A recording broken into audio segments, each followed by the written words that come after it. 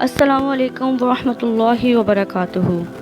ہشام بن عبد الملک کی باندی عزیز کی توبہ کا واقعہ۔ ہشام بن عبد الملک کی باندی عزیز کی توبہ۔ سلیمان بن خالد سے مروی ہے کہ ہشام بن عبد الملک کو کوفہ کی ایک بوڑھی عورت کی لیپ پالک لڑکی کے بارے میں بتایا گیا جو کہ باندی تھی، جو اپنی بے پناہ خوبصورتی، حسن و کمال میں فائق تھی، کتاب اللہ کے پڑھنے والی، عقل و ادب کے ساتھ ساتھ اشعار کی راوی بھی۔ تو اس نے حکم دیا کہ والی کوفہ کو خط لکھا جائے کہ اس لڑکی کو اس کی مالکن کی اجازت سے خرید کر میرے پاس بھیج دیا جائے، اور اس سلسلے میں ایک خادم بھی بھیجا۔ جب والی کو حکم نامہ ملا تو اس نے بڑھیا کے پاس آدمی بھیج کر اس لڑکی کو 2 لاکھ درہم اور کھجور کے ایک باغ کے بدلے خرید لیا، جس سے ہر سال 500 مسکال کھجور پیدا ہوتی تھی، اور باندی کو تیار کر کے ہشام کے پاس بھیج دیا گیا۔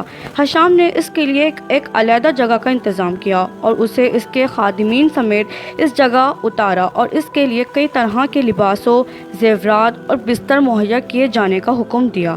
ایک دن وہ اس کے ساتھ تنہائی میں بیٹھا تھا، جس میں بستر اور خوشبوئیں پھیلی ہوئی تھیں، اور یہ آپس میں دلچسپ قصے اور بلاغت بھری باتیں کر رہے تھے، اور ہشام بہت خوش تھا اور وہ خوشیاں بکھیر رہی تھی کہ اتنے میں چیخوں کی آواز آئی۔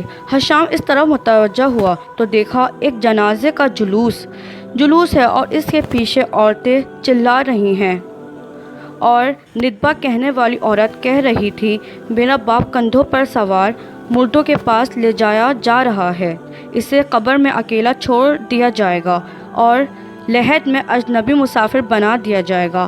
اے منتقل کیے جانے والے، کیا تو ان لوگوں میں سے ہے جو کہتے ہیں کہ مجھے جلدی لے جاؤ، یا ان لوگوں میں سے ہے جو کہتے ہیں کہ مجھے واپس لے جاؤ؟ کہاں لے جا رہے ہو؟ اس کی چیخ و پکار سن کر ہشام کی آنکھیں بھر آئیں، آنسو ٹپکنے لگے۔ وہ اپنی لذت بھول گیا اور کہنے لگا، موت نصیحت کے لیے کافی ہے۔ عزیز کہنے لگی کہ اس نوحہ کرنے والی نے میرے دل کی شریان کاٹ کر رکھ دی ہے۔ ہشام نے کہا، معاملہ واقعی ایسا ہی ہے۔ پھر اس نے خادم کو آواز دی اور وہ بالا خانے سے اتر آیا، اور عزیز اسی جگہ بیٹھی بیٹھی ہی سو گئی۔ اتنے میں اسے خواب میں ایک شخص نظر آیا، اور اس نے کہا، تو اپنی خوبصورتی سے فتنے میں ڈالتی ہے اور اپنے انداز سے غفلت میں ڈال دیتی ہے۔ جب سور پھونکا جائے گا تو کیا ہوگا، اور جب قبریں پھٹیں گی اور لوگ اس سے نکلیں گے اور اپنے کیے ہوئے اعمال کی طرف انہیں لایا جائے گا؟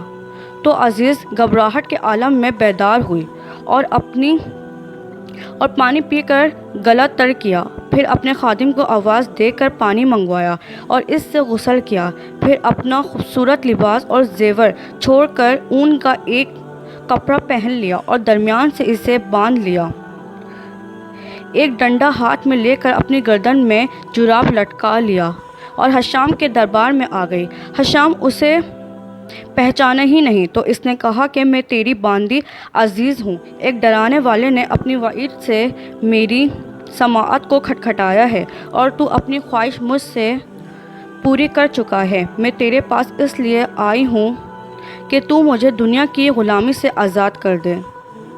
ہشام نے کہا، 2 خوشیوں کے درمیان جلدی کر، تو اپنے طرف میں جا، یا تو اللہ کی رضا کے لیے آزاد ہے، بتا کس جگہ جائے گی؟ باندی بولی، میں بیت اللہ کا ارادہ رکھتی ہوں۔ ہشام نے کہا، جا، چلی جا، تجھ سے کس کو کچھ سروکار نہیں۔ تو عزیز دارالخلافت سے نکل کر دنیا سے طارق اور آخرت میں راغب ہو کر سیدھی مکہ جا پہنچی، اور وہاں روزے سے رہتی اور بیت اللہ کے اندر مقیم ہو گئی۔ اپنے کھانے کے لیے سوت کاٹتی، جب شام ہوتی تو طواف کرتی، اور پھر حتیم میں داخل ہو کر کہتی، اے میرے ذخیرے، تو ہی میرا سہارا ہے، میری امید مت توڑنا، مجھے صحیح جگہ پہنچانا اور اچھی کروٹ دلانا، اور میری عطا کو جزیل کر دے۔ یہ اپنی اسی محنت اور دریازت میں لگی رہی، حتیٰ کہ دن اور رات کی محنت اور دھوپ نے اس کی جلد کی رنگت بدل دی، نماز میں لمبے قیام نے جسم کی حالت تبدیل کر دی، زیادہ رونے سے آنکھیں خراب ہو گئیں، اور سوت نے اس کی انگلیوں میں زخم کر دیے۔ اسی حالت میں اس کا انتقال ہو گیا۔ اللہ پاک ہمارے بھی دل میں اپنی سچی محبت پیدا فرما دے، آمین ثم آمین۔ اگر آپ کو یہ میری ویڈیو اچھی لگی تو اس کو لازمی لائک کریں، دوستوں کے ساتھ ثواب کی نیت سے شیئر کریں، میرا چینل لازمی سبسکرائب کریں۔ شکریہ، السلام علیکم۔